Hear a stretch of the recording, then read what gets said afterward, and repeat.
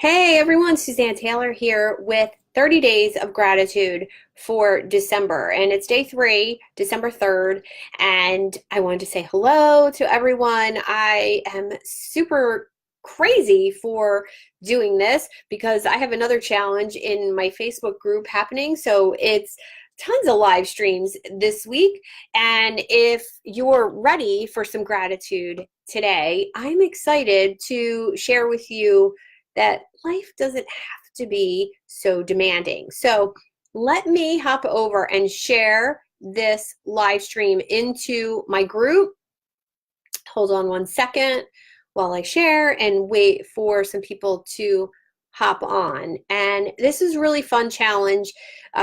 Gratitude has been a huge part in my life, and I think just sharing the different ways that I am doing it on a daily basis.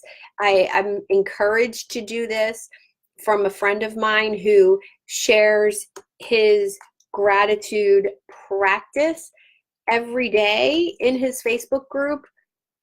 And I've seen the amazing effect it's had on his life.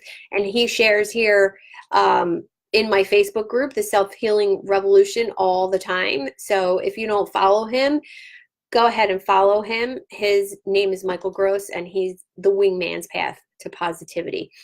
Okay, so now let's get to it. 30 days of gratitude, day 3, choosing when technology is present in your life. Technology is a huge piece of everyone's life, and I have decided from another friend's encouraging challenge that she had in her Facebook group to only be on Facebook once a day. I didn't say how long it was, but it's once a day. Today's been a little long because of my challenge and have to do 2 videos today, but choosing when technology is present has been huge. I'm going to also hop over to my Facebook group and make sure nobody's commenting there.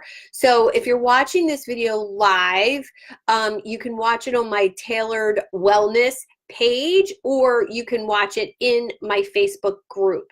I can't really see your comments unless you're here on my business page, Tailored Wellness. Okay, so what do we have to be thankful for around the holidays? So many things, right? But practicing purposeful living is huge. It's helped me tremendously over the years, but it can be really hard to do when our phones are constantly in our hands. Our lives are busy and fast-paced, and electronics seem to make those demands easier, but do they? Because everything that's available is available all the time. It's not like we can disconnect unless we do it on purpose. So you're allowed to shut off those constant reminders. It's not necessary to respond to emails immediately as soon as you get them. Most high-functioning CEOs and executives check email at the end of business day, not during the day, and not at the beginning of the day, because you start responding to all these emails and you get distracted. So try switching that up a little bit and not having those alerts on all the time. So here's some really interesting statistics about stress and electronics. 77% of Americans regularly experience physical symptoms caused by stress. 73% experience psychological symptoms caused by stress. 33% of Americans feel like they're living in extreme stress. And almost 50%, 48% of Americans feel like their stress has increased over the last 5 years. So the key to reducing stress is committing to the following. Stop allowing technology to rule your life. Decide when it's time to check email and messages, not the other way around. Don't fall into the trap of liking and adding emoticons to everything you see on social media. Go for quality, not quantity, in your online communication. After all, you totally get what you put in. So if you have a business and you're on social media, look, you don't have to comment on stuff all the time. Just like what you really like and put the rest aside. And learn to say no. When we try to please everybody, we end up pleasing no one, least of all ourselves. Quality suffers. We make more mistakes. I'm totally guilty of that. When I try to rush, I make mistakes. And you find yourself being spread too thin, which is totally frustrating. So if your commitments have begun to seem more like a burden and a hassle, give yourself a break in a way that feels good and rewarding.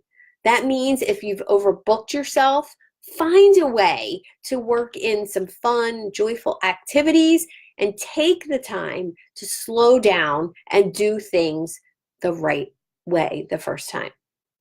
And how about giving our family, friends our full attention this holiday season? Look people in the eye as you're speaking to them. Listen to their whole story without giving in to the urge to interrupt and talk about yourself. Even if you're someplace at the park or restaurant, talking to a total stranger, put down the phone. Being stuck in the world of social media, I understand. It happens to the best of us.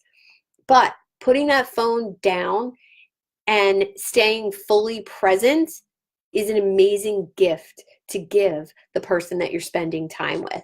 So if it's a coffee date, a business meeting, a lunch date, or just a conversation with your spouse in the morning or your kids before they leave for school, leave the phone out of your hands. Spend 1 minute in nature every day, right? More is better. More time in nature is better. If you have a dog, take them outside for a walk. Maybe even just go out and breathe for 15 minutes to take a break from what you're doing. If you're stressed at work, you're working at your desk all day, even if you work at home like me, 90% of the time, I'm here in my office working. If I have a client on the computer or if I'm at my office, I take those breaks outside and just breathe fresh air. Going for a walk on a path in the woods, being close to nature brings inspiration, right? And it also brings clarity and calm. And just find ways to slow down. Learning to live in the moment is totally the key to being grateful. Stop rushing, learn to breathe. Open your mind to the holiday season and all the sensations that it can bring.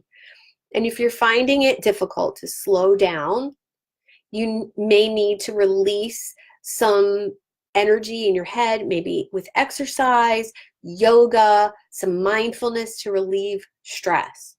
And then once you've exercised, drink a huge glass of lemon water and allow your mind to go on that leisurely journey.